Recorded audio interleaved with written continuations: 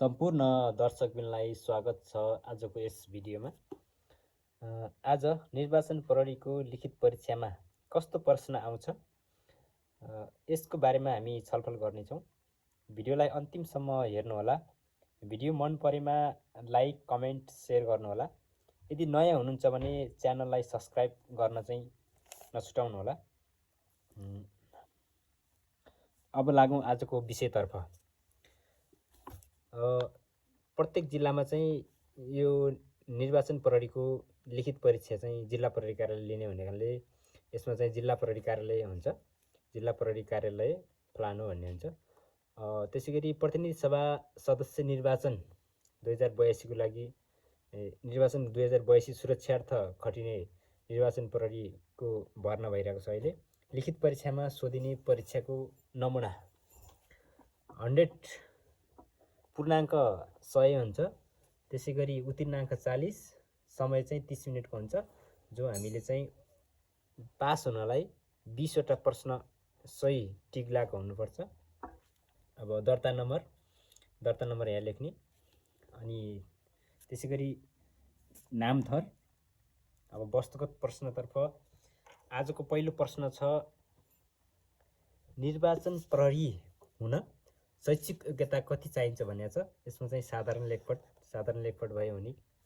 अनि त्यसैगरी दोस्रो प्रश्न छ, हाल नेपालको गृहमन्त्री को हुनुहुन्छ भनेको छ। गृहमन्त्री चाहिँ अहिले ओम प्रकाश अर्याल हुनुहुन्छ। अनि प्रश्न नम्बर 3 मा छ, निर्वाचन प्रहरीको तालिम कति दिनको हुन्छ भनेर भनेको छ। यसको चाहिँ सही आन्सर हो 10 दिन है, 10 दिन हुन्छ। त्यसैगरी हाल नेपालको प्रश्न नम्बर 4 मा हाल नेपाल प्रहरीको महानिरीक्षक आइजिपी को हुनुहुन्छ भनेको छ। अहिले नेपालको प्रहरी प्रमुख दानबहादुर कार्की सर हुनुहुन्छ।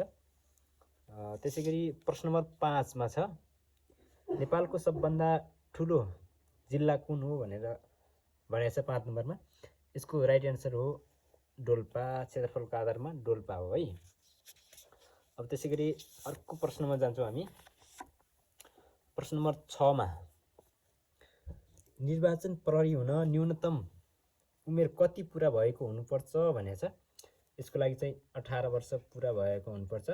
अधिकतम चाहिँ 54 वर्ष है।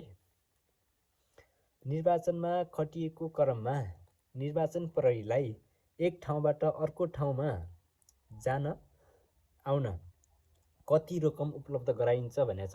यो चाहिँ यातायात खर्च भनेर चाहिँ निर्वाचनको लागि छुट्याएको हुन्छ। यसको लागि चाहिँ 1000 है, 1000 चाहिँ छुट्याएको हुन्छ। त्यसैगरी प्रश्न नम्बर 8 मा छ, निर्वाचन प्रहरी हुन पुरुषको तौल न्यूनतम कति हुनुपर्छ भनेर भनेको छ है। यसको राइट एन्सर निर्वाचन प्रहरी हुन चाहिँ 50 केजी पुरा भएको हुनुपर्छ है। 50 केजी भन्दा माथि न्यूनतम 50 केजी हुनैपर्छ। अहिले छ, नेपालको प्रथम महिला प्रधानमन्त्री को हुनुहुन्छ भनेर छ। प्रश्न नम्बर 9 को अहिले नेपालको प्रधानमन्त्री चाहिँ सुशीला कार्की, प्रथम महिला प्रधानमन्त्री। त्यसैगरी निर्वाचन प्रहरी कुन मन्त्रालय अन्तर्गत पर्दछ भनेर भनेको छ। यसको राइट एन्सर हो गृह मन्त्रालय। अनि नेपालको सबभन्दा ठुलो ताल कुन हो भनेको छ प्रश्न नम्बर 11 मा। यसको राइट एन्सर चाहिँ राराताल। अब हामी अर्को प्रश्नमा जान्छौँ। प्रश्न नम्बर 12, हाल प्रतिनिधि सभा सदस्य निर्वाचन कहिले हुँदैछ भनेको छ। यसको चाहिँ फागुन 21 गते 2082 फागुन 21 गते। निर्वाचन प्रहरीले के काम गर्छ भनेको छ प्रश्न नम्बर 13 मा। यसको चाहिँ निर्वाचन सुरक्षा गर्छ है। यसले नेपालमा जेनजी आन्दोलन कति दिन चलेको थियो भनेर चाहिँ यसमा क्वेसन आएको छ। यसमा चाहिँ 2 दिन हो, भदौ 23 र 24 गते। प्रश्न नम्बर 15 मा छौँ, नेपालमा जम्मा कतिवटा जिल्ला रहेका छन् भनेर सोधेछ। यसको राइट एन्सर चाहिँ घ 77 वटा जिल्ला। निर्वाचन प्रहरी तलका मध्ये कुन सो सरह सेवा सुविधा पाउनेछ भनेछ। यसको राइट एन्सर हो प्रहरी जवान।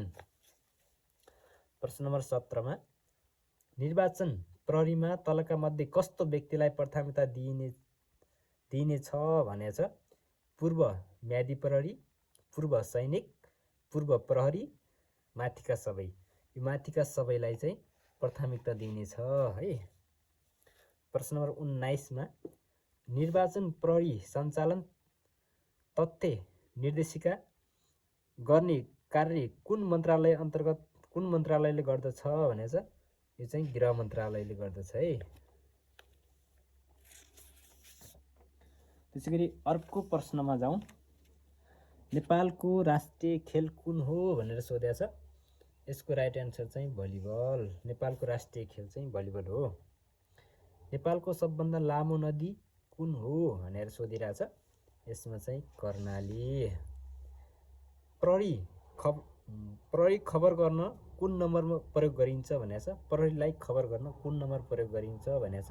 हाम्रो चाहिँ सशुल्क निशुल्क 100 है, 100 नेपालमा निर्वाचन गराउने निकाय कुन हो भनेर यसमा क्वेसन छ 23 नम्बरमा।